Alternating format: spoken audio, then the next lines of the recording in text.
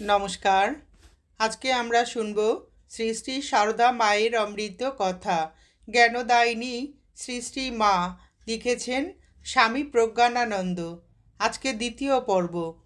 শ্রী শ্রী মায়ের জ্ঞানদায়িনী রূপের বিভিন্ন ঘটনার কথা আমরা এখানে শুনব। আধ্যাত্মিক জীবনে এটা একটা বড় প্রশ্ন, কোনটা প্রধান, কৃপা না পুরুষকার?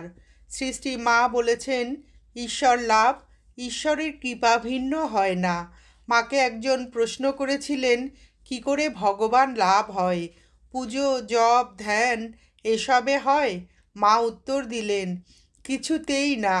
ভক্ত নিশ্চিত হবার জন্য আরও দুবার একই প্রশ্ন করলেন, কারণ তার সম্ভবত দৃঢ় ধারণা ছিল শুধু জপ ধ্যান সাধন ভজনের দ্বারাই ভগবানকে পাওয়া যায়। কিন্তু সেই মায়ের একই উত্তর, কিছুতেই না। তবে কিসে হয়? ভক্তের প্রশ্ন।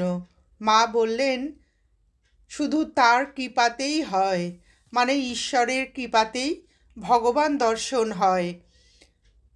ভক্তটি তখন বললে তাহলে জপ ধ্যানের স্থান কোথায়? মা বললেন জপ টপের দ্বারা ইন্দ্রিয়গুলোর প্রভাব কেটে যায়। ঈশ্বর লাভ ঈশ্বরের কৃপার উপর নির্ভর করলেও ধ্যান জপ করতে হয়, তাতে মনের ময়লা কাটে। পুজো জপ ধ্যান এসব করতে হয়। বস্তুত সাধকের পুরুষকার বা নিজের চেষ্টার সব সময়ই দরকার, যদিও সেই পুরুষকার সব নয়। ঈশ্বর কৃপার ফলেই শেষ কাজটি অর্থাৎ ঈশ্বর লাভ সম্পন্ন হয়। গুরু কৃপা সম্পর্কেও একই কথা প্রযোজ্য। গুরু মন্ত্র দিলেও, গুরু শিষ্যের ভাব নিলেও শিষ্যের দিক থেকে সাধন ভজনের একান্ত প্রয়োজন। মায়ের জনৈক শিক্ষিত সন্তান মাকে বলেছিলেন যদি আমি ইষ্টমন্ত্র জপ না করতে পারি? মা বলেছিলেন সে কি, ইষ্টমন্ত্র জপ করবে না? ইষ্টমন্ত্র জপ না করো তোমারই যাবে, আমার কি হবে?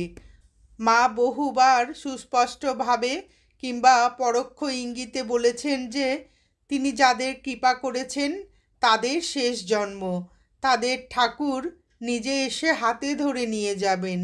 তবুও যে মা দীক্ষিত সন্তানকে সাধন ভজনের জন্য জোর করেছেন, তার কারণ সম্ভবত মায়ের এই উক্তিতে আছে, আমরা যা দেবার আমি সেই এক সময়ে দীক্ষাকালে করে দিয়েছি।